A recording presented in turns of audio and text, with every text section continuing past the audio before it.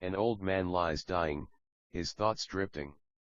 He remembers that he is an earthling, a person from a civilized world. Struggling in his bed, he thinks on his origins. A young woman arrives looking down at him with sadness. She calls him Old Man Cio and says her mother sent her to bring him some food. With a weak voice, he thanks her. The woman sets down a bowl of warm buns and tells him it's no problem. She just hopes he'll get well soon and be able to make his soap for them again. After she leaves, she walks away through the windy snow-covered landscape, her footprints trailing behind her. Lying alone once more, the old man returns to his thoughts. He is an earthling from a civilized world. He breaks into a painful cough, spitting blood. It has been 50 years, he understands, 50 long years since he fell into this cursed place. He flashes back to the day it all began. He was driving his colleagues, including Director Kim, to a company workshop when their van was suddenly caught in a violent landslide. When he woke up, he and his co-workers were in a strange new world. It was a place of mythical beasts, like a giant fox with 3 tails and a massive 2-headed red snake. There were even men who could fly, soaring through the sky above the stunning mountainous landscape. He quickly realized they had fallen into a world straight out of the Xia novels he occasionally read. Yet, even in this bizarre situation, he had a feeling that his co-workers would adapt and live better lives than the locals. All of them, that is, except for him. His recollection continues. Powerful, sage-like beings descended from the heavens, drawn by the mythical talents that his co-workers possessed. In awe of their abilities, the sages took each one of them away, soaring into the stormy sky, accompanied by magnificent dragons. Eventually, only he and Director Kim were left behind, abandoned in this strange world. They looked on as their former colleagues departed, leaving them in an unfamiliar town. He admits that for a time they held out hope that they might also have some hidden special power, but soon it became clear that they had no such abilities.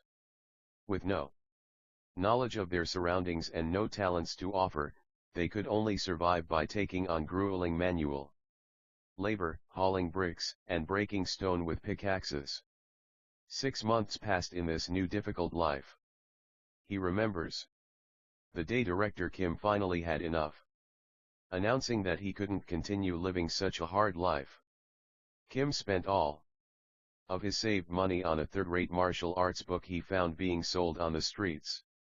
To the young man's surprise, Director Kim was a natural. He trained relentlessly and in just 3 months he mastered the techniques, becoming a formidable martial artist capable of easily defeating multiple opponents at once. He went on to serve the nation, learning progressively more advanced fighting styles. After becoming a truly powerful warrior, he decided to leave and make his name in the wider world of martial arts, the Jiangwu. And so, Director Kim departed, leaving him behind to toil alone. For a moment, he wondered if something special might finally happen to him, too. But the hope fades. Returning to the present, the old man looks down at his callous, broken hands. He realizes that until the very end, nothing ever happened to him at all. The old man is racked by a violent coughing fit, spitting blood onto the floor. After 50 long years, he thinks he is now just a weak old man dying from a simple cold. Despite being from Earth, this is his miserable reality. He recalls how hard he tried to live. He learned the language and how to write. He scraped together a living, eventually buying a small piece of land and building a house with his own 2 hands. He even found a small measure of success when he began making soap with lye. In a world that was like medieval China, soap was a new and popular concept and he started to earn some decent money.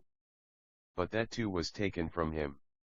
He Remembers carrying his wares through the busy market only to have his recipes stolen by thieves. Their thugs then drove him out, ensuring he couldn't compete. Now he is left with nothing. As the wind howls outside his small hut, the old man lies waiting for death. Feeling utterly rejected by this world, a dark figure seems to taunt him, asking what he wanted to do. He clenches his bloody teeth in anguish, wondering what more was expected of him, screaming in his mind that he tried his very hardest. Tears stream down his face as he questions why he wasn't chosen like his co-workers. He can't understand why, even though he knows he's not special, he had to endure having everything taken away from him time and again. He no longer has the energy to even keep his eyes open. His vision fades, the snowy trees outside becoming a blur. In his last moments, he thinks that if he just had a little more power, maybe he might have been given more opportunities in life. His thoughts trail off into silence. That was how he died. But then, a bright light envelopes him. He gasps. Suddenly, young again, lying in a sunlit field. Confused, he sits up and wonders why he is still alive. He looks down at himself and realizes he is wearing the same clothes he had on back on Earth. Around him, his co-workers are also stirring, groggy, and disoriented. One complains of a headache while another asks where they are. Looking at them, a sudden realization dawns on him. He understands now he wasn't brought to this world without powers. Staring at his former colleagues, he knows that he has gained the power of regression. In a sunlit forest clearing, one of the protagonist's colleagues looks around in a daze, saying that just moments ago they were on a company trip. The man whose name is Seo Union knows this is true. He has returned to the very first day he and his co-workers fell into this strange world. He remembers the landslide that hit their vehicle and the bright light that followed. Though the specific details are fuzzy after 50 years, lost in thought, he contemplates what to do now that he's regressed. He reflects that most heroes and regression stories have invaluable future knowledge to exploit, but the only useful information he possesses is how to make soap. His thoughts are abruptly cut short when his section chief grabs him by the collar, shouting his full name, Manager Seo Union. Startled, Seo Union apologizes, explaining that he was just surprised. The angry man doesn't listen and forcefully shoves him back. As the other co-workers look on, the section chief towers over CIO Yoon Hyan, calling him an idiot and accusing him of dozing off while driving on a mountainside, saying he nearly got them all killed. Yoon Hyan is taken aback, realizing he'd forgotten about this confrontation. It had been so long since anyone called him Manager CIO that he didn't immediately register that the man was talking to him. The section chief, Ji Unman, then threatens to fire him the moment they get back. Yoon Hyan silently fumes, remembering what a jerk Moon is. He recalls that Mong Hun is the nephew of a managing director at their company SJD and became a section chief at 32 purely through nepotism.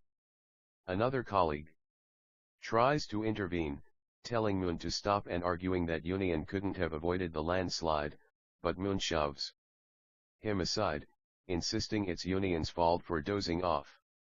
Getting to his knees, Yoon Hyan admits to himself that he did doze off.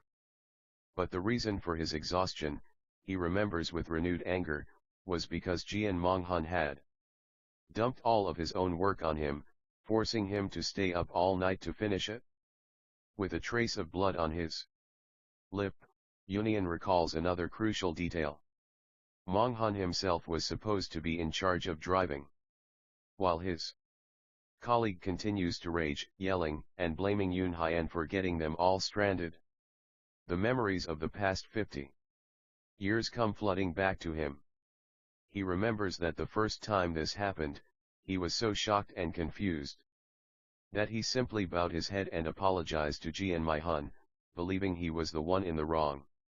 That single act set the tone for his next 50 years, a life spent apologizing and submitting. He recalls bowing to bandits who robbed him, to a sneering martial artist who mocked him, and to a corrupt official who seized everything he owned in the name of taxes. But after a lifetime of swallowing his anger, he has learned something. He knows it is wise to hold his temper in front of those he truly can't handle. However, this time is different. His expression hardens with resolve. He looks up and calmly addresses his superior, calling him Section Chief Jian. With a newfound confidence, Yun Haiyan tells Mun that while he understands his anger, now is not the time for pointing fingers. Enraged, Mun lunges forward, shouting curses and demanding to know if Yunian is trying to pick a fight. But this time, Yun Haiyan doesn't flinch. He knows he no longer needs to kneel before someone he can handle. He then punch and drives his own fist into Mun's jaw, sending him flying backward. His co-workers stare in shock, speechless at what just happened. Looking down at his fallen boss, Yun Haiyan reflects that in his past life, he was beaten up by countless martial artists. He knows that in this new life, he can do things differently. Yun Haiyan continues to punch Mong-hun repeatedly, driven by the memories of his past suffering. He recalls being beaten by bandits while gathering herbs in the mountains, attacked by more desperate bandits during a bad harvest, and abused by officials when he couldn't pay his taxes. While Mong-hun cries out in pain, Yun Haiyan stands over him. He reflects that through years of enduring such brutality, he learned something his civilized co-workers lack: violence. He mercilessly pummel his boss, nodding that striking someone in the eyes amplifies their fear. He knows from experience that after a beating like this, only two words will instinctively come out. Sure enough, as Yun Haiyan holds a bruised and bloody Mong-hun by the collar, his boss can only stammer out an apology over and over again. As Mun lies crying on the ground, bloodied and beaten, Yun Haiyan reflects on his situation. He acknowledges that he doesn't have the mythical talents his colleagues were chosen for. Nor does he possess an incredible skill for martial arts that could make him famous in this world. But as he takes a deep breath, his expression calm and resolute, he knows that he possesses something even greater. He has the ability to change fate. As Section Chief Jian whimpers on the ground, Director Kim steps forward and chastises Yunian, asking how he could do such a thing to a colleague. Feigning contrition, Yunian agrees, saying he just got angry. He apologizes to the group for shocking them. He realizes that except for Director Kim, he will never see these people again after today, so their opinions don't matter. He even offers a formal apology for the accident, taking responsibility as the driver. Director Kim acknowledges that while Section Chief Jian was being harsh, Yun Haiyan still overreacted and should apologize to him directly. Yun Haiyan meekly agrees, addressing him as Director Kim. Inside, however, he knows he will need to see Director Kim again. He recalls that Kim is destined to become one of the strongest martial artists in this world once he starts training. Yun Haiyan reasons that if he can support Kim as much as possible in this life, he might be able to benefit from it. That means he needs to get on Kim's good side starting now. Yun Haiyan approaches Jian and extends a hand, formally admitting that his reaction was not warranted and offering an apology. Jian glares up at him, ready to retaliate with a curse, but a cold, hard stare from Yunnan silences him. Jian meekly takes the offered hand. With the confrontation settled, Director Kim suggests that they should try to get out of the woods and look for a village. Yunnan inwardly agrees that this would be the logical thing to do. However, as another colleague points to something in the distance, Yun Haiyan reminds himself that in this world, common sense has no place. Yun Haiyan knows this is a world where immortals fight monstrous beasts in their quest for eternal life, and where the only rule is that the strong devour the weak. The people of Murim constantly fight with swords for wealth and honor. This place they have fallen into is known as the Ascension Path. Looking at the vast mountainous wilderness around him, Yunhan is aware that there are no villages, cities, or nations anywhere nearby. He turns to Director Kim and points out that the sun will be setting soon, suggesting they set up a safe shelter for the night. The director agrees, looking around thoughtfully. One of his colleagues suddenly remembers the van and the supplies they had packed for their workshop. Yun Haiyan knows that finding the car is a lost cause, but he also knows his co-workers won't believe him.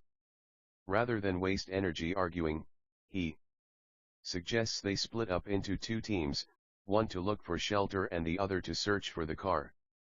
They agree to meet back up before it gets completely dark. Later that evening, the group huddles around a crackling campfire as night falls.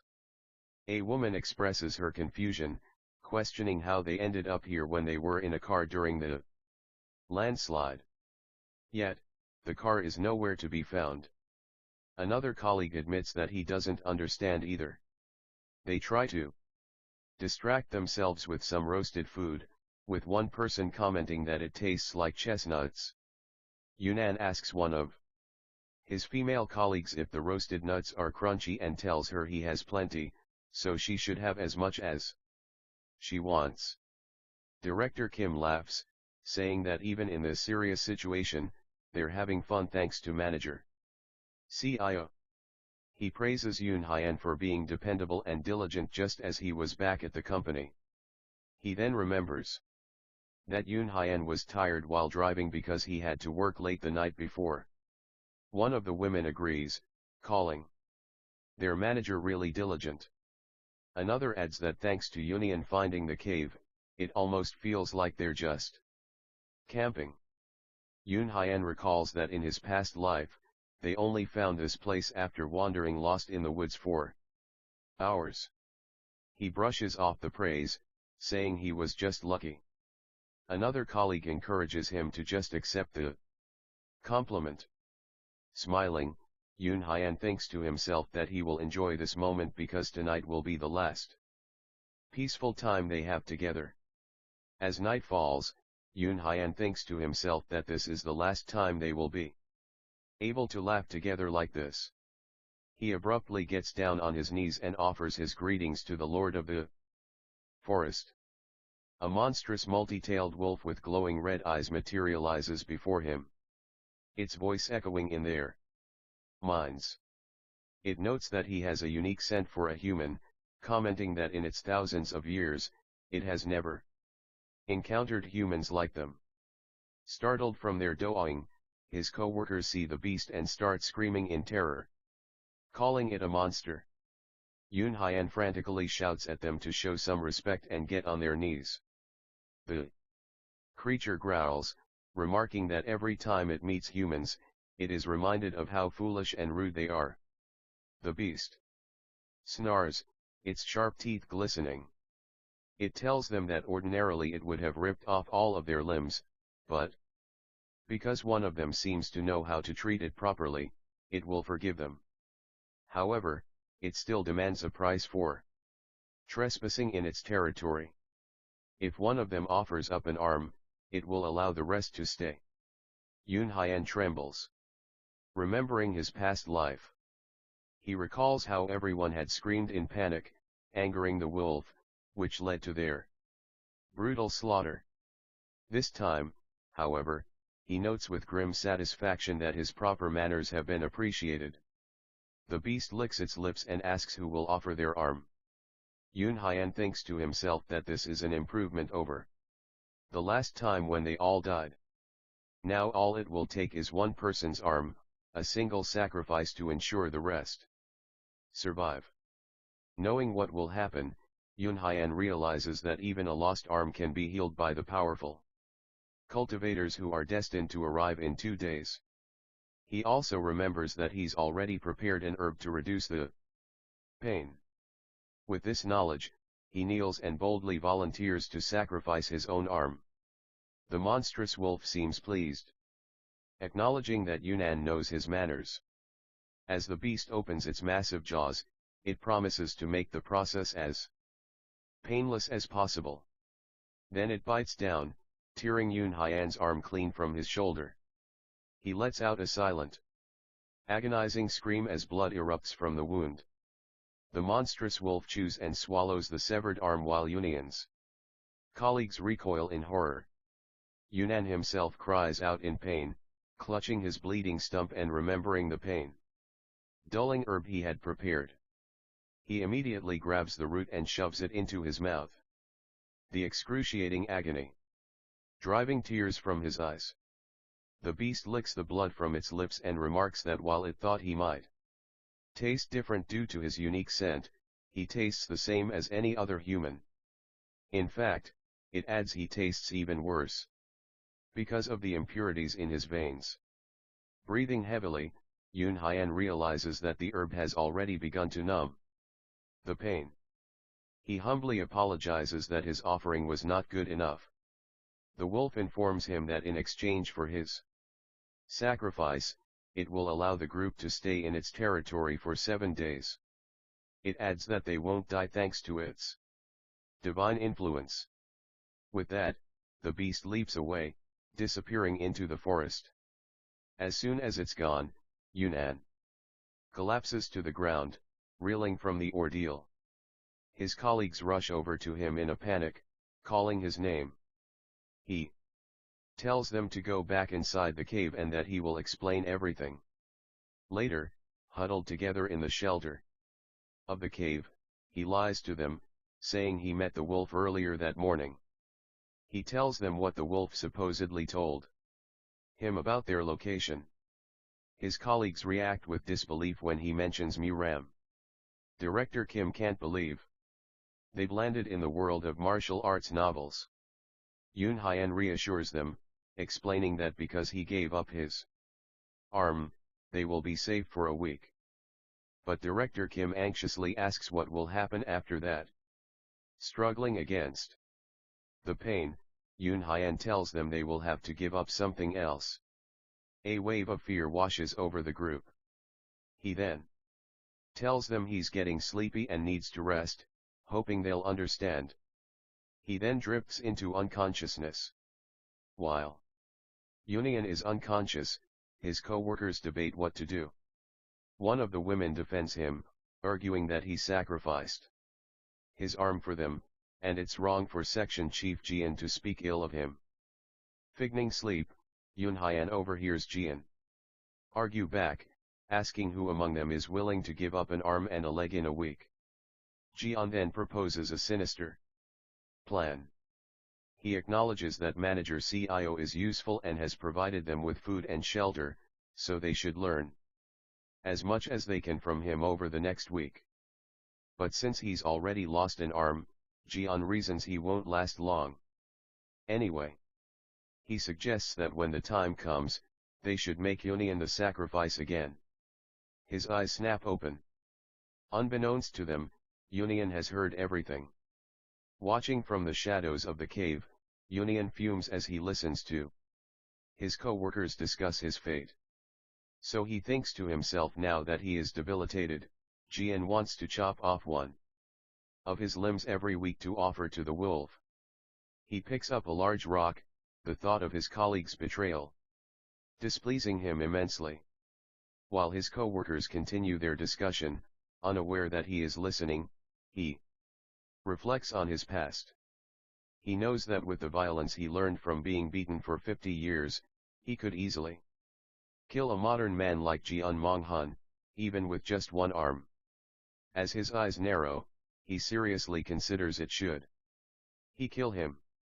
With a sigh, Yunyan drops the rock and decides against killing Jian. He reasons that their minds are just paralyzed by fear.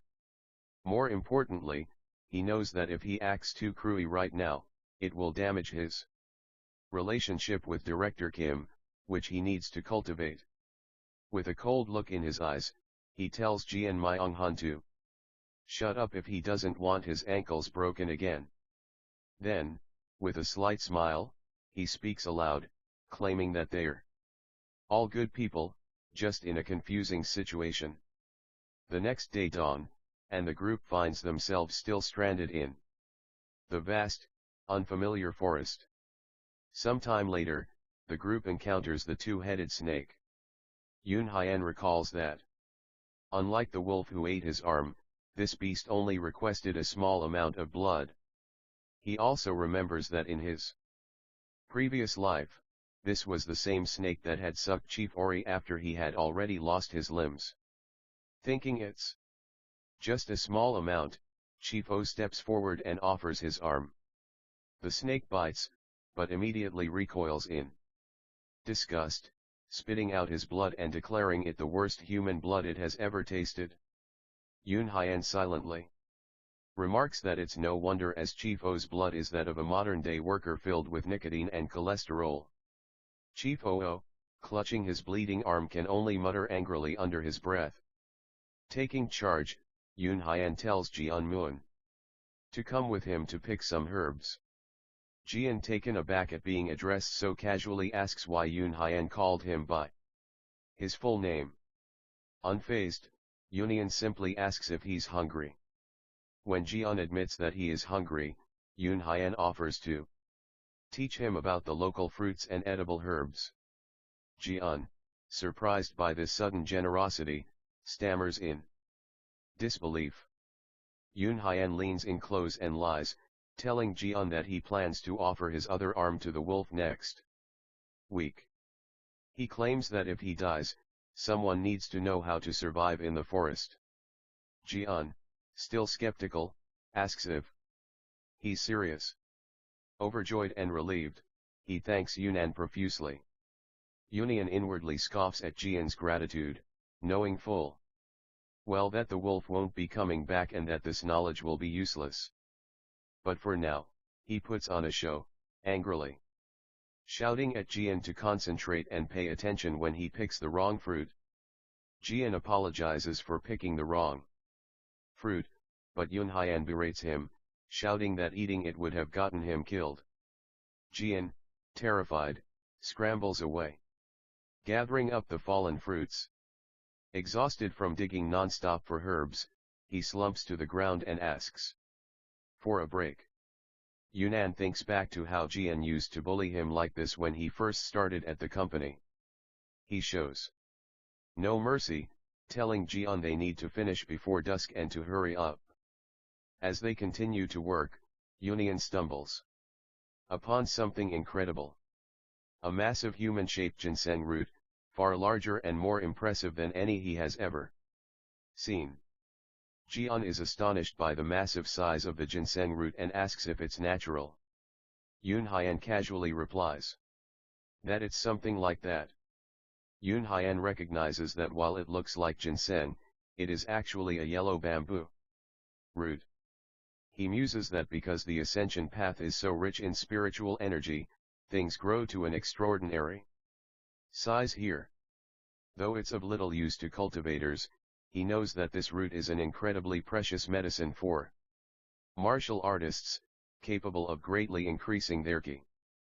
He thinks it should be a great help to Director Kim. He then points out that there are two more nearby. Jeon is amazed, asking if it's okay for them to dig up so much while Jyn Yunhan tells him to take off his shirt and use it to carry them. As the sun begins to set, casting an ominous red glow over the mountains, Yoon Hyan looks into the distance. It's almost time now, he says. Let's head back. As if on cue, a blinding flash of light erupts in the night sky. The sheer force of it throws Yoon Hyan's colleagues to the ground, screaming in pain and clutching their heads. One of the women screams as three figures descend from the sky. Yoon Hyan, knowing who they are, asks what's wrong with them. One of the mysterious figures, his face obscured by shadow, expresses surprise at finding such raw talent here. The three cultivators float above the ground, one of them telling the others to be gone, claiming the newcomers for himself. Another of the figures calls him shameless. Director Kim, looking up in awe and confusion, asks who they are. The cultivators announce that only 3 of the newcomers possess spiritual roots. The rest are merely mortals. One of them, dressed in gold, gathers a ball of crackling lightning in his hand and unleashes a powerful blast that engulfs Section Chief Jian. Jian screams in agony as the energy surges through him. The golden-robed cultivator exclaims that it's incredible. Jian possesses the body of heavenly golden thunder. Not to be outdone, another cultivator clad in black and holding a stringed instrument tells the other to move, declaring it his turn. He plucks a string and a powerful wave of energy ripples through the air. As the sound from the instrument washes over them, a female colleague grabs her head in pain. A dark energy descends, lifting her into the air. The black-clad cultivator looks on with a wild ecstatic expression, exclaiming that he has found a ghostly yin transforming immortal root and marveling that such a thing actually exists. The third cultivator, a powerfully built man with a long beard, stomps the ground and turns his attention to Chief O. Placing a hand on his shoulder, he announces that Chief O has a unique holy body, something he's amazed to find. He declares that all 3 of the chosen will become disciples of the Azure Heaven creation sect. As their combined talents have the potential to change the entire world, the cultivators begin to argue over who gets which disciple. Chief, struggling to breathe under the immense pressure, feels as if he would die if he were to refuse. The black-crowed cultivator tries to sway him, telling him to join the Black Ghost Valley instead, which has every cultivation method imaginable. The Gold Road cultivator promises him immortality, fame, and the power to overturn the heavens, guaranteeing he'll have it all within 100 years. As the cultivators continue to bicker, the woman chosen by the Black Ghost Valley practitioner slumps over unconscious. Director Kim frantically asks if they can at least get them out of the forest, fearing they will all die if they are left behind. In response, one of the cultivators simply produces a small, ornate bottle from his robes. One of the cultivators remarks that mortals worry too much and questions how Jian even managed to reach the ascension path with such a worthless body. A blast of energy envelopes Jian, causing him to scream in pain. Meanwhile, another cultivator notices Yunian's wound, deducing that he lost his arm to a fox. Seeing how Yunian offered himself up for the others, the cultivator comments that he may be a mere mortal, but he's got guts. He then heals Yunian's arm, causing it to regenerate with a burst of blue flame. Stunned, Yun Haiyan can only stammer out his thanks. With their business concluded, the cultivators announce that they have captured all the beasts and monsters of the ascension path, so it will be safe for the next 10 years. They then take the 3 chosen disciples and ascend into the sky. Director Kim shouts after them, pleading for them to wait as he and the others don't know which way to go to leave the forest. Director Kim yells after them, shouting the names of his departed colleagues, but the cultivators are already gone. Yun Haiyan reflects that the same thing happened 50 years ago. No matter how hard they shouted, the cultivators ignored them like insects and went on their way. He looks at his newly healed arm, thinking that at least he didn't have to wait 2 days for it this time. Breathing heavily, Director Kim curses under his breath, wondering what they're supposed to do now, stranded in a forest. As streaks of light cross the night sky, he looks up and asks what all the lights are, wondering if they lead to something. The next day, a thunderstorm rages and the group finds themselves still alone and lost in the wilderness. As the rain continues to pour, the group shelters in the cave. One of the women deputy manager O coughs up blood, clearly in terrible shape. Younger woman tells Yoon Hyan that she's in a bad state and asks frantically if there are any herbs they can use or what they should do. Yoon Hyan, seemingly unconcerned, tells her to wait a little longer, suggesting that someone might appear to heal her. His cold response confuses his colleagues. As he turns away, a shadowy figure appears at the mouth of the cave. The newcomer remarks on finding mortals in the ascension path. The shadowy figure comments that they are like ants suffering amidst the competition of dragons. Director Kim, terrified, stammers and asks who he is. As the figure's face is revealed, he smiles and introduces himself as the sea dragon, King Hryal. With a wave of his hand, Kohal clears the storm. Director Kim mutters about him controlling the storm and Hryal confirms it, explaining that the storm appeared out of nowhere and he came to investigate its cause. He points to Deputy Manager O, who is still unconscious, and says that she must be the one who used the sorcery of the storm. He then muses aloud, wondering how an ordinary woman without a trace of cultivation could wield such overwhelming power, especially without even doing it consciously. How strange, he says. Yunnan steps forward and tells Atriel that they are the confused ones.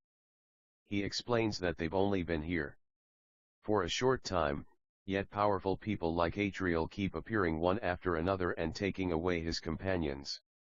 Cole laughs heartily. So you're saying, he summarizes, that among your colleagues there were a few with extraordinary potential, and then, as if it were all prearranged, powerful cultivators showed up and took them away, and now here I am, conveniently appearing in front of this woman. Yoon Hyan simply confirms, yes dear mortal. Atriel says, his voice low and serious. Do you know where we are? He then shows Yoon Hyan a vision of a magnificent golden palace in the clouds, connected to the world by a brilliant beam of light. This place is known as the Ascension Path, Atriel explains, or the Path to Ascension. It is a key gateway that leads to the upper realm. In just a few months, Hryal continues, a dimensional rift known as the Ascension Gate will open here. It's an event that happens once every 1,000 years. He explains that countless Hyal cultivators and powerful spiritual beings will have already started gathering at the Ascension Path to ascend to the upper realm. Given that, he asks, isn't it quite likely that cultivators like himself would appear near them? Yoon Hyan understands, but Director Kim, still confused, points out that the other cultivators said they were taking his colleagues to join their sects. He wonders how they can join them if they're all ascending to another realm. Well, I guess, Atriel replies, looking down at his own hand. It might be hard for mortals like you to understand. Atriel explains that there is a technique among cultivators to shrink large objects and store them inside magical tools. Holding up the bottle, he says that the other cultivators have likely stored their entire sects inside items just like it. Their goal is to ascend to the upper realm with their sects when the Ascension Gate opens. In fact, Wall continues, I too have packed one of the undersea castles of my Sea Dragon clan inside this very item. He shows them a vision of a towering magnificent pagoda within the bottle.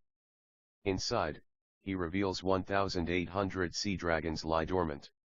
Yoon Hyan and Director Kim are left speechless by this revelation.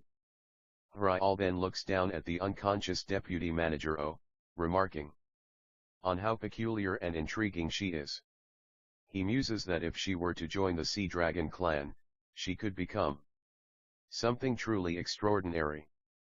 As Hryal reaches for Deputy Manager O, Director Kim lunges forward, shouting her name. But a powerful force throws him back and he collapses to the ground, choking. With a smug look, Hryal announces that he will give her his blood and accept her as his kin. That would be best for all of us, he adds, lifting her into his arms. He then offers one more piece of advice. Don't casually ask high-level cultivators questions. With his eyes bulging and bleeding, Director Kim chokes and collapses. Yoon Hyan rushes to his side. Atrial turns and walks away, remarking that he only answered their questions because he's generous, but most other cultivators would have killed them for such impertinence. With a final crackle of lightning, he transforms into a magnificent blue dragon and soars into the sky. As the sun rises on a clear morning, Yoon Hyan and the few remaining members of his group are left alone once more. They've all been kidnapped, he thinks grimly. The remaining woman tries to process everything that has happened, from the sudden avalanche to the immortals and dragons abducting her colleagues. She starts to laugh, her mind on the verge of breaking. Yoon Hyan walks over and places a reassuring hand on her shoulder. Hey, she says, looking up at him with pleading eyes. Manager CIO, please. You must not be taken as well. 2. If you're taken, I won't be able to survive in this forest alone. Yunnan looks at her with a gentle expression. Unfortunately, he says, our time is up. Just as he finishes his sentence, a strange energy engulfs her, and she lets out a small cry of surprise and pain. Suddenly, the ground begins to shake and birds take flight in a panicked flock. The woman screams that something is coming. Yoon Hyan asks, what's wrong now, and Director Kim shouts that it's here. A massive armored lion-like beast leaps onto a nearby rock carrying an old hunched man on its back. The man wonders aloud how mere mortals could have gotten into the ascension path. Then he chuckles, realizing they must have been caught in a spatial storm as the ascension gate began to open. Pleased with his own cleverness, he cackles, calling himself a genius. Leaning on his cane, the old man looks down at the terrified mortals. Anyway, mortals, he asks, his voice low and menacing. Who was the one who just emitted that massive consciousness? The old man, with a manic grin, says that the presence he felt was so powerful, he thought a sage from the upper realm had descended. He then asks if it was the woman on the ground. Director Kim, terrified, asks who he is, while the woman stammers that Manager Kim is their colleague. With a sudden violent movement, the old man slams his cane into the ground. A powerful shockwave erupts, sending Director Kim flying backward through the air. Yoon Hyan lunges forward, tackling him out of the way just in time. The blast hits the ground, tearing through the earth where he had been moments before. Pushed to safety, Director Kim looks up at Yoon Hyan, who is now shielding him.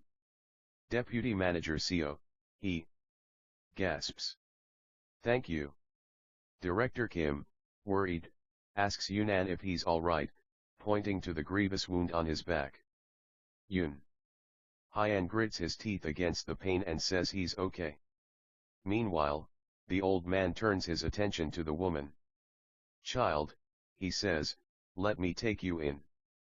You don't have a spiritual root, but I can awaken it for you with my power.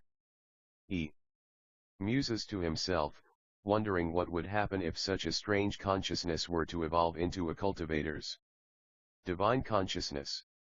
The woman, however, seems hesitant, looking back at her remaining colleagues with tears in her eyes. The old man sneers, asking if she's still clinging to her worldly attachments, even after he has offered to take her in. In that case, he says, I shall sever those ties for you myself. He then lifts both Yunnan and Director Kim into the air with an unseen force, choking them.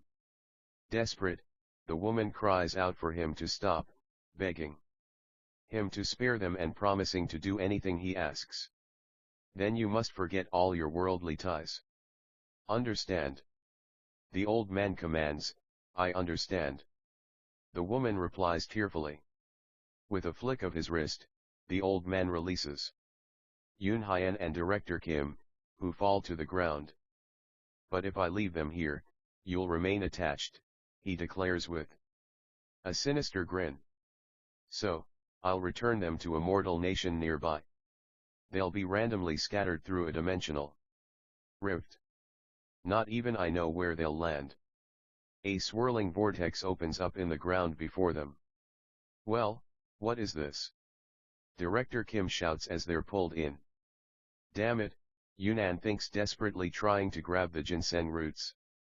I have to grab the herbs. As they're sucked into the vortex, the woman screams after them, crying out Yunyan's name in despair. Then the portal closes and everything goes dark. The sound of vendors hawking their wares, silks, the finest silks in Yangguo and newly arrived scriptures from Shanghai, echoes through the air. Yoon Hyan awakens to find himself and Director Kim lying on the stone floor of a small room, still clutching the bag of ginseng roots. Huh, he says, confused. He gets up and looks out the window at a bustling marketplace below. People in traditional clothing mill about, going about their daily business. Where is this? He wonders, recognizing that in his previous life he didn't fall into a place like this.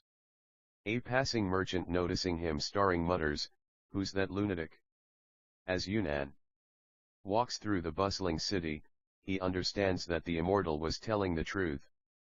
Their landing was indeed random. He feels a strange sense of familiarity, a recognition that he has been here before. Suddenly, it all comes back to him. He looks out over the cityscape, his tattered and blood-soaked shirt revealing the still healing wound on his back. This is the place where he once lived. Director Kim, completely overwhelmed, tells Yunyan that he can't keep up with what's going on anymore. Yoon Hyan says that he feels the same way. Kim then sighs, wishing it was all just a dream. He runs a hand through his hair, taking in the fact that it's just the two of them left. He says he supposes they should be relieved they weren't taken by those monsters. Yoon Hyan, however, isn't so sure. He remembers that while he has regressed in his past life, he was just a powerless herb gatherer. Director Kim then says that they can't stay in the alley forever and suggests they leave. Yoon Hyan agrees and the two of them head out into the busy streets. As they walk through the city, Director Kim remarks that he can't understand what the locals are saying, though it sounds like Chinese. He also asks why everyone seems to be whispering while looking at them. Yoon Hyan, without missing a beat, tells him they're saying that their clothes look funny. Director Kim is surprised. And Yoon Hyan explains that he knows a little bit of Chinese. That's great, Director Kim says, impressed, but his eyes are drawn to the horrific wound on Yunyan's back. Yoon Hyan, however, knows he lied. The language here is not Chinese. While they use the same characters, the spoken language is completely different. He recalls that in his past life, he had to endure 2 months of mockery from beggars just to learn the basics. But now there's no need for that. Yoon Hyan thinks to himself. He suggests to Director Kim that they get some new clothes. Kim, still bewildered, asks how they can do that, doubting that anyone will accept their money.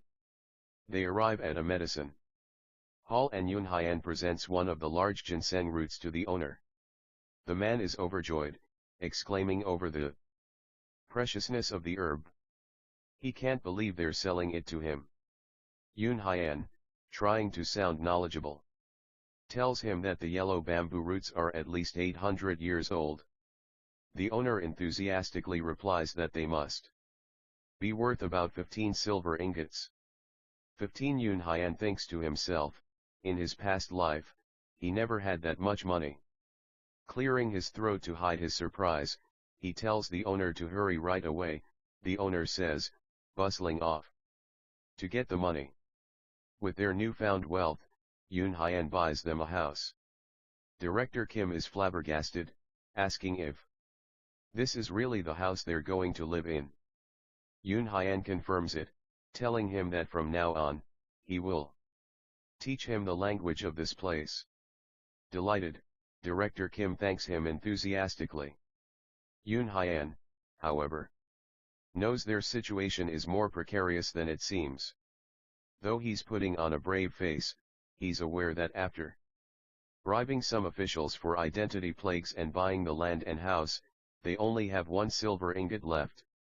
He silently curses how expensive everything is in the capital. As they settle in, Director Kim, looking at the bloody wound on Yoonhyan's back, says that since they're in a whole new place now, he should just call him by his name. Yoonhan agrees. With a warm smile, Director Kim thanks him and calls him by his full name, Seo Yoonhan. That night, Yoonhyan lays out the remaining ginseng roots. He tells Director Kim that their current wealth is only because he sold one of the herbs. Once they run out, they'll have no source of income, so they need to figure out a way to make money. Director Kim ponders this for a moment. Then Yoonhyan suggests that they use the silver they get from selling the rest of the roots to start a business. With all the money they can get, plus Kim's skills as a former company director, they should be able to make a decent living. But as he thinks about it, he understands that just making a living is not enough. Since I've regressed, he muses, why don't I dream bigger? As he considers their options, Yoon Hyan reflects on director Kim Yong-hun's true potential. In his past life, Kim had been a martial arts genius, becoming a master in just a few months after reading some third-rate books. With more advanced techniques, he had become one of the most powerful martial artists in the Jiangwu. But what if Yoon Hyan wonders, a sly grin spreading across his face? He were to learn advanced martial arts from the very start. He imagines director Kim as a wizened, powerful warrior, the greatest swordsman in the land. He realizes that with the right guidance, he could fast-track the birth of the greatest swordsman in the Jiangyu by at least 30 years. And if that happens, he plans to benefit as much as he can while working for him. Turning to his colleague, he says, Director, this is Murim, a world of martial arts. He goes on saying that if they set up a business, who knows when the gangs of the Jianghu might come for them? Shouldn't they at least learn a little self-defense? Martial arts director Kim exclaims, his eyes lighting up. But his excitement quickly fades as he understands that the sects don't teach outsiders their martial arts. How will we learn? He asks. Yoon Hyan inwardly smirks, having known that, as a well-known Muram novel nerd, director Kim would be interested. He explains that there are 7 famous sects in the city. 4 are on the orthodox side of the Jiang: the demon-slaying sect, the self-binding temple, the suppressing birdhouse, and the 7 mystery sect. The other 3, the Wolf Fang Gang, the Dark Knight Association, and the Dragon Fighting Stronghold, are considered unorthodox. The people call them the 4 stars and the 3 demons. He goes on to describe them. The demon-slaying sect focuses on sword and blade techniques. The self-binding temple is a Buddhist sect. The suppressing birdhouse deals in intelligence, and the 7 mystery sect with its long history teaches all kinds of martial arts. As for the 3 demons, however, he admits there isn't much information about them. He goes on saying that the 3 demons are proficient in stealth and sorcery and do a lot of illegal things. Then he asks director Kim which sect he likes best. Without hesitation, director Kim chooses the demon-slaying sect, exclaiming that A martial artist should wield a sword and a man should learn blade techniques. Yoon Hyan reflects that this is a fitting choice for the man who was called the best swordsman in his past life. When director Kim asks how he knows all this, Yoon Hyan lies and says he was eavesdropping on some martial artists earlier. 3 months later, they arrive at the demon-slaying sect's headquarters. They're stopped at the gate by several muscular men who ask what brings them there.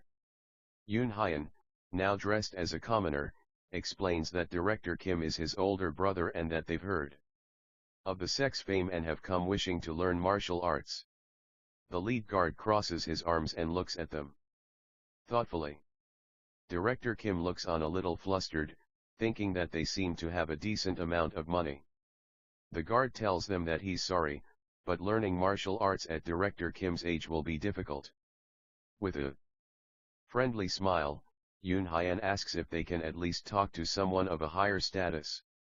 He then discreetly places a silver coin in the guard's hand, adding that even simple self-defense would be enough. Soon, they are brought before an elder of the sect. The elder confirms that they want to learn martial arts for self-defense. Yes, Yoon replies, opening a large, ornate box filled with silver ingots. The best one there is, please. The elder clears his throat, clearly impressed by the offer. He tells them that he supposes they could join as external disciples. However, the elder continues, we don't give special treatment to those who join with donations. In addition, well except one of you. Yoon Hyan is furious, thinking to himself that all the money they gave was worth one yellow bamboo root, and this is all they're willing to do. Director Kim starts to protest, but Yoon Hyan cuts him off, smiling and thanking the elder. He quickly says that his brother will be the one learning. The elder takes the money and tells Director Kim to come outside later to where the external disciples are gathered. As he leaves, Kim turns to Yoon crestfallen. What's the use? If only I will learn martial arts, he says, adding that he would have chosen a different group if he had known how expensive it would be. Yoon just laughs. Don't sweat it, he says. It's not like I've ever been good at sports. Anyway, I'll just set up a business with the remaining money and support you. You just focus on learning martial arts. Director Kim, still overwhelmed, tells Yoon he'll try his best, but worries that because he's old, he won't be able to do much. Yoon Hyan encourages him, telling him to believe in himself. With a small smile, Director Kim thanks him. 7 months later, a competition is being held at the demon-slaying sect. An old bearded man with a stern expression looks on confused. He grips the arm of his chair so tightly that the wood splinters and he mutters, What kind of? What kind of outsider from nowhere? The man growls, looking down at the defeated bodies of his disciples. Has defeated all my beloved disciples. The demon-slaying sect was in an uproar. To master a martial art, one must understand its true meaning and physically attune to it. Third-rate warrior who understands the meaning of a martial art can become second-rate by merging it with their own understanding. Advancing beyond that requires more than double the understanding and an equal amount of time and effort. However, sometimes people with exceptional talent appear, those who can laugh at typical levels of understanding and speed. Through many stages at once. The demon-slaying sect is a great sect of Syeogyang City filled with just such talented martial artists. However, an outsider has come to defeat the direct disciples of this great sect. Within a mere 7 months, Director Kim has become a first-rate warrior, having completely mastered the absolute dragon saber technique of the demon-slaying sect. The sect elders are astonished and outraged. One of them fumes that to reach first-rate with just half a year of learning is unheard of, a stage that is typically only attainable through the collaborative efforts of many skilled martial artists. He grumbles that on top of that he is an outsider learning in their sect. It would seem to others that their entire tradition has nulled to this one man. Capture him now, he roars. Because an outsider gained the skills befitting a sect elder in a mere 7 months, the entire sect is now in chaos. Amidst this turmoil, Director Kim was imprisoned in his quarters, suspected of being a spy from another sect. Yoon Hyan, who was also arrested while he was at the market, rubs his head in frustration. I don't know why I was also considered a suspect when I don't know martial arts, he says. He then asks Director Kim if he isn't worried. Worried about what? Kim replies, still practicing his swordsmanship, about them suspecting you as a spy, Yoon says. He reminds him that in martial arts novels, they typically destroy a spy's chi core or even cut off their chi flow. Director Kim stops his practice. That's true, he says, his expression becoming serious. With a cheerful smile, Director Kim says that he thinks he's approaching the next wall in his training. He believes that if he can cross it, he can advance to the next stage. Yoon Hyun is astonished. What a monster, he thinks. It hasn't been long since he became a first-rate martial artist, and now he's already nearing the next stage. He knows that after first-rate comes the martial peak. That's the level of most sect leaders and elders, and they are known as absolute masters.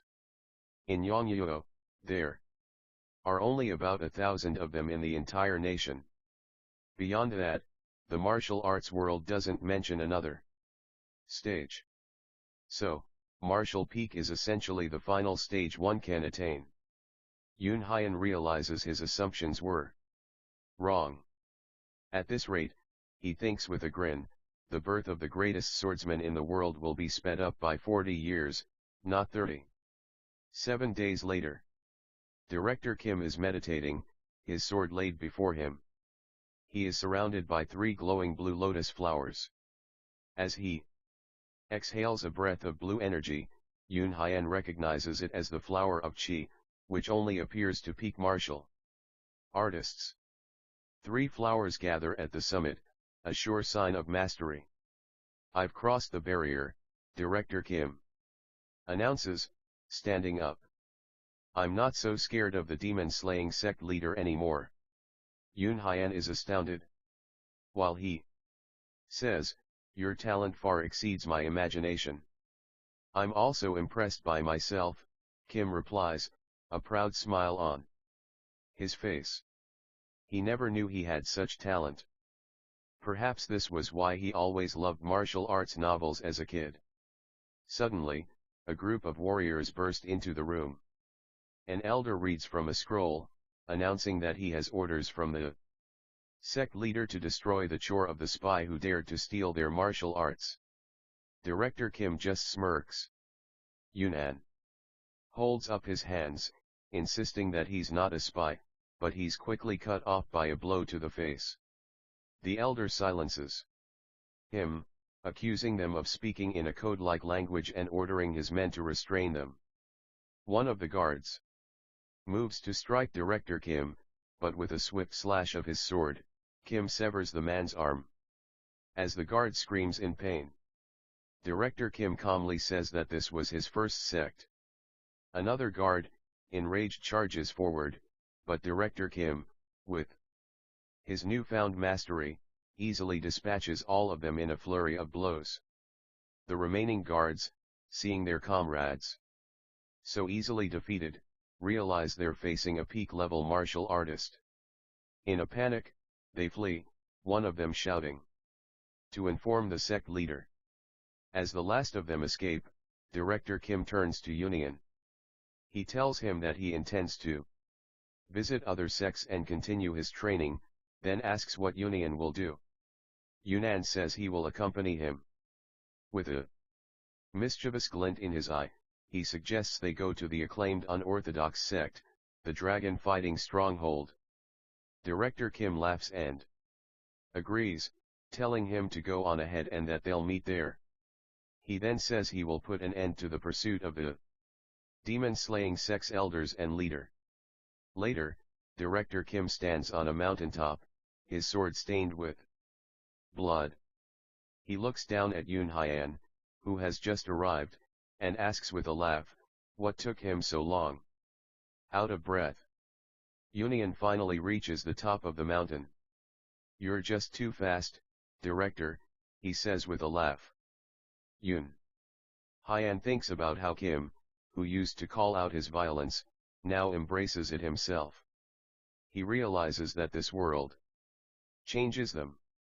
It would be great, he muses, if they could return not to this martial arts world, but to their everyday lives on Earth. If he were to regress, he'd wish he could just return to Earth, but it can't be helped. Now that they're here, they have to do what they can. After being betrayed by the demon-slaying sect, Director Kim took over the dragon-fighting stronghold. 2 years after that, Director Kim toured each region of Yeonjo, defeating various sects. In his third year, he finally managed to destroy the emblems of every sect. He became known as the greatest martial artist under the heavens, and he used that fame to unite the sects, forming the Martial Alliance. 7 years later, Director Kim and Yunnan were as close as brothers, ignoring the gap in their ages. Director Kim created a martial art specifically for Yunnan. Handing him a book, he says, "This is the Severing Mountain Sword. I named it that, hoping you'd inherit its meaning of a will that would even cut down mountains. If you master the Severing Mountain Sword, I know you'll be able to reach Martial Peak." Yoon Hyan realizes that this is a true first-rate martial art, completely different from any second or third-rate techniques. However, if there was a problem, it was his own lack of talent. Despite Director Kim's patient one-on-one training, he struggles constantly getting hit and falling. After one particularly hard hit, Director Kim tells him that he really has no talent. Yoon's talent was, he thinks, absolutely terrible.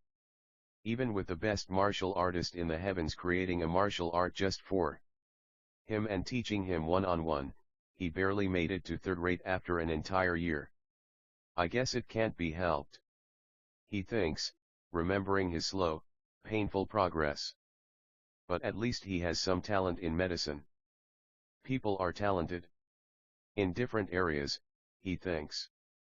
Accepting his own path, he continued his studies in medicine while supporting Director Kim's journey. One day, 10 years later, he witnessed it. Director Kim, now a wise old man with white hair, was meditating, surrounded by orbs of swirling blue energy. Yoon watched in awe as Kim achieved a level he had only heard of in legends. 5 energies converged to the origin, and Director Kim, his body, now soused with power, transcends the mortal coil. As Kim reaches the next level of his power, his body floats in the air, radiating with golden energy. A shockwave rocks the room and Yoon Hyan stares in disbelief as Kim's aged body transforms.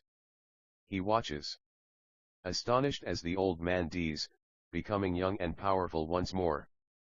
He recognizes the younger man as Yong-hun, the Director Kim he knew from his previous life. He knows that he has just witnessed a phenomenon known as skeletal restructuring. "What is you so surprised?" the young, muscular Kim asks with a laugh. Yoon-hun laughed, saying that Yong-hun looked even younger than him. Yong-hun, radiating with lightning, laughed in response and exclaimed that he felt so full of life he could do anything.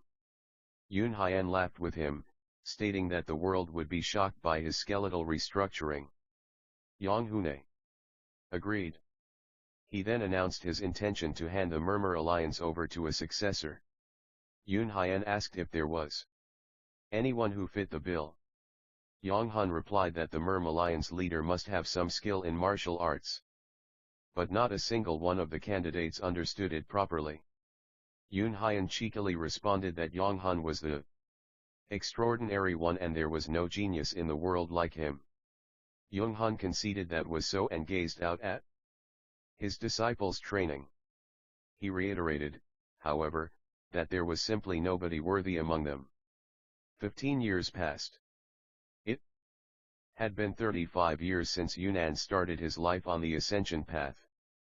He mused that he was already in his mid-60s and wondered what Yong-hun was up to. He remembered that a year after his skeletal restructuring, Yong-hun had passed on the leadership of the alliance and left. Yoon Hyun had wished to retire with him, but he had to remain as the strategist of the alliance to maintain order. He also recalled that Yong-hun said he wished to travel around Yongyu more, which was perhaps why he had missed Yunyan's retirement ceremony. Walking across his large, empty estate, he remarked that it was a little too quiet. He had bought this manor with his retirement funds, but it was too big to live in alone. Suddenly, he heard a rustling in the bushes. He called out asking who was there. He was surprised to find Yong-hun looking disheveled, who just left. Yoon Hyun rushed to him and asked him what had happened to him, demanding to know where he had been instead of coming to his retirement ceremony. He exclaimed that Yong-hun looked like a beggar, then collapsed on his back in the grass, his sword falling beside him. As Yoon Hyun knelt beside him, Yong-hun, lying on the grass, said his name and declared that he had truly believed he was blessed with a gift in martial arts. Yoon Hyun affirmed this, stating that if he wasn't a genius, then who would be? Yong-hun agreed, saying that he was a genius and that among those in Yangyo, among any ordinary mortal, nobody was capable of matching his martial talent. Yoon Hyun then asked teasingly as if Yong-hun himself was an ordinary mortal. Everyone, he continued, knows Yong-hun is the strongest man underneath the heavens. But Yong-hun clarified that he had fought a cultivator, and he asked Yoon Hyun if he remembered them. Those flying monsters from 35 years ago who had kidnapped their co-workers. Yoon Hyun confirmed that he remembered the cultivators. They don't reveal themselves easily, but they lurk in the shadows of the Yeonjo royal palace, manipulating the entire country. As the martial alliance's influence in Yangyo grew, they had started to turn their influence toward them. Yong-hun said that this caused problems, but going against their word would mean opposing the nation itself. So, he had no choice but to follow orders for the sake of protecting the martial alliance. He gave up his position of alliance leader because he wanted to duel them as an individual, scouring Yongyo alone. Those cultivators, he recounted, were truly difficult to find. Even when he did locate one, they would ignore him, saying that mortals were not worth fighting. They used illusions or simply flew to leave, making it difficult to even fight them. But 5 years ago, he was finally able to duel a cultivator. Yoon Hyun excitedly asked him if he had won. Yong-hun responded that he had. Yoon Hyun sighed with relief, laughing that Yong-hun would have caused him a lot of trouble if he had done that while he was still the alliance leader. But Yong-hun clarified that he had put his life on the line to fight a cultivator who had reached the chi building stage and had barely managed to make a small cut on his fingertip. Yoon Hyun stared in shock. The cultivator, Yong-hun explained, had said that even a single scratch would count as his loss, so he had technically won. Yoon Hyun asked him if a cultivator of the chi building stage was like one of the 10 strongest cultivators. Yong-hun replied that it was. He had been told that chi building was the second to lowest stage in the world of cultivation. Using martial artist standards, it was akin to being a second-rate fighter. Yoon Hyun looked on in disbelief as Yong-hun told him this. In both his previous life and this one, He knew cultivators were ridiculous beings, but he was still amazed. Jung Hun's martial arts had undoubtedly reached the sky. He could truly walk on nothing and use his martial arts while suspended in air, and he was capable of cutting through buildings of stone and steel as if they were tofu. And yet, such a genius could barely cut the finger of a bottom-rate cultivator. Yang Hun concluded that he was just a frog in the well. They couldn't face the cultivators as they were living natural disasters. He looked at Yang Hune with sorrow, but Yang Hun revealed that he had in fact managed to cut off the hand of another cultivator he'd faced that day. Yun Haiyan asked if his martial arts had managed to surpass him, but Yang Hun explained that it hadn't. The cultivator had just placed a paper talisman on himself, and his hand grew back. Yang Hun then slumped back against a tree, his sword beside him. He told Yun Haiyan that he thought this was the limit to his martial arts. Yun Haiyan asked him what he meant, and Yang Hun explained that he had come to say goodbye. The cultivator had held his willpower in high regard and he was willing to accept him into his cultivation sect. Yang Hun expected he would start from the bottom and work his way up. Yun Haiyan looked worried, asking him if it was possible for him to become a cultivator without a spiritual root. Yang Hun explained that for a regular mortal, the stage of 5 energies converging to the origin was equivalent to the 5-element spiritual root that cultivators are born with. To gain this trait that cultivators have at birth, mortals must use their entire lives to even manifest that basic quality. He cut the space with his blade and say he was now leaving. He held up a scroll. This book, he said, was his last gift. With a dark purple energy enveloping him, he instructed Union to stay safe and disappeared into a swirling cloud of the same energy, leaving the scroll in Union's hands. Union called out his friend's name and reached for him, but he was gone.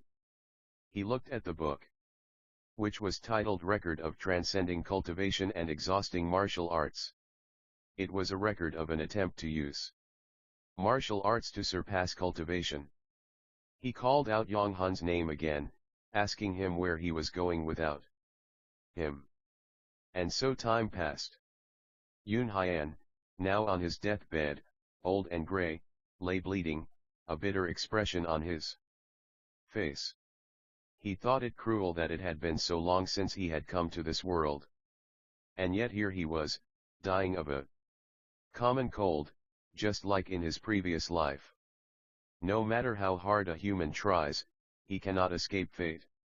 In the end, he mused. All that changed was the process, as he would still ultimately die on the same day. He had lived his life to its limits because he hadn't wanted to experience the same regret as in his past life. He was so busy, he had never even thought of marriage. Thanks to that, he was able to unite the Yanzhou martial sects and experience the fame and wealth the mortal world could offer. And yet, there was a sense of emptiness. A tear ran down his cheek as he wondered. If had they struggled harder, he and Yang Hun could have reached the sky. His body quaked with a sense of powerlessness. He was disappointed, and that marked the end of his second regression. The third regression began as his eyes blinked open. He found himself lying in the same forest as before, the ascension path, his body once again brimming with energy. He mused that regression was not just a one-time thing. Jian Hun shouted his name, Depot Manager CIO, and then cursed at him, lunging forward with a punch. Yun Haiyan easily dodged the attack. Jian was surprised, but Yun Haiyan, instead of retaliating, reflected on his situation. He questioned why he had regressed again. A new body full of energy and a new opportunity were undoubtedly good things. But he couldn't help but wonder about all the things he had built up for the past 50 years. As Jian continued to attack, yelling about how he almost got them all killed, he realized that this regression was not a good thing. It was a curse, one that denied him the meaning of life. While a couple of regressions might have been a thankful opportunity, he was horrified by the thought of it continuing on forever. He would be trapped in fate's will, forced to wallow in the suffering of life until the end of time. Moreover, he would never be able to meet the people he knew from his previous lives again. The people in front of him now were simply beings that had the same appearance as the people he knew. Yang Hun, who he had thought of as a brother, no longer existed in this world. Seeing Jian getting up to attack again, Director Kim tried to stop him. Yoon Hyan called out to him, telling him to calm down, asking what help being angry would do there. But Jian just yelled back, calling Yoonian shameless. Yin calmly replied that in the first place, Jian had been on driving duty that day. He added that he had warned Jian before being forced to drive that he hadn't been able to sleep last night because of the work he'd been given. He pointed out that there was no way he could have dodged an incoming avalanche on a narrow road. He finished by telling Jian to stop pointing fingers and think about what they needed to do. Jian just stared back at him, gritting his teeth in frustration. Yoonian turned to Director Kim and, catching himself about to call him by his first name, addressed him as Director. He informed him that he would search for a place for them to stay before the sunset. He then instructed the others to look for the car or a way out of the forest. He walked off, telling them to come over to him when he lit a fire after sunset. He knew it was pointless to build bonds with these people, as he would be alone in the end anyway. As his colleagues slept soundly around the fire, he lay awake filled with fear. This unending regression of time, this ability must be removed. He wondered if it would disappear if he could somehow return to Earth. Seeing as how he always regressed back to this moment on the ascension path, he wondered how he could go home. Then he remembered the old man's words. When the ascension gate opens, nearby spaces destabilize and ordinary humans could be caught up in spatial storms. That's right, he thought. The ascension gate, it had to be related to why they had fallen into this world in the first place. He sat up, wondering if maybe he could return to his original world by using it. That meant he had to grow stronger. He clenched his fist. As an ordinary mortal, he couldn't accomplish anything. He had to become a cultivator, like Yang Hun, and cultivate. He resolved to do so, get a longer lifespan, and then he would be able to research the ascension gate sufficiently. He declared that he would become a cultivator and go to the ascension gate. After that, at morning, he ate the yellow bamboo root, feeling the strong chi quaking in his core. He reflected that he hadn't known any heart methods in his previous life, so eating these roots wouldn't have done anything. But if he used the dragon vein chi method that Yang Hun had made for him, he could break through his blocked chi passageways. He sat down and began to cultivate, his heart beating with a powerful energy. It wasn't easy to cure a body soaked in preservatives from fast food and stress, but he was determined. After his initial cultivation, he went out and found a sturdy tree branch, whittling it down with stone. That should do it, he said, testing the weight of the makeshift sword in his hand. He then began to practice swinging the wooden sword with a powerful grace. In his past life, he had been just an average second-rate martial artist. But since he hadn't been practicing near the end of his life, his skills had dulled.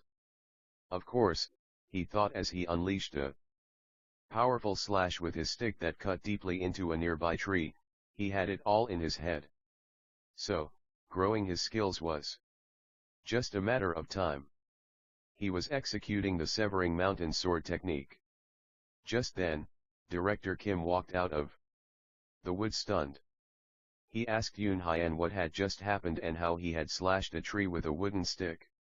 Yun Hyan just smiled and turning to his director asked if he wanted to learn this technique. "Oh, Director Kim!" exclaimed, "Can I really?" Suddenly, someone laughed.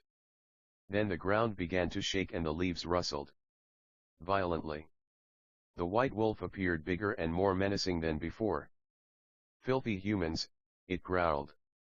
"You dare play around in front of the master of this forest."